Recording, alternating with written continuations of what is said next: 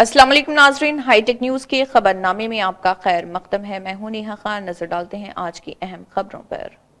नौजवान ख्वातीन के एक ग्रुप ने रात देर गए कुकटपल्ली में नशे की हालत में कार चलाकर हंगामा खड़ा कर दिया। उन्होंने केपीएचबी मेट्रो स्टेशन के करीब एक बाइक को टक्कर मार दी और फिर बाइक चलाने वाले से झगड़ पड़े। इसके बाद मोटरसाइकिल सवार ट्रैफिक पुलिस से राब्ता किया। पुलिस ने ब्रेथ एनालाइजर का इस्तेमाल करते हुए ड्राइवर की अल्कोहल की सतह की जांच की, जिससे मालूम हुआ कि वो नशे में धुत थी। कार में सवार मुसाफिरों ने शराब पीने का एतराफ़ भी किया और गाड़ी के अंदर से शराब की बोतलें भी मिली हैं। पुलिस वाक़े की तहक़ीक़ात कर रही है।